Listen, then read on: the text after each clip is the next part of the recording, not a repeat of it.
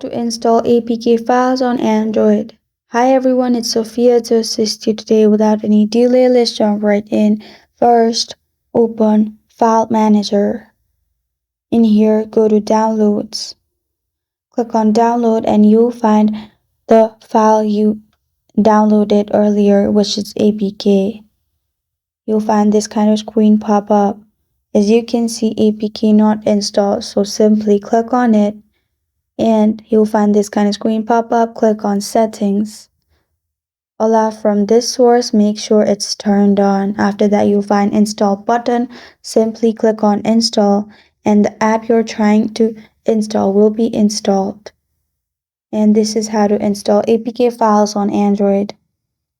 Thank you for joining me today. If this video helps you out, please leave a like and subscribe for more. Got a question or want to suggest a topic?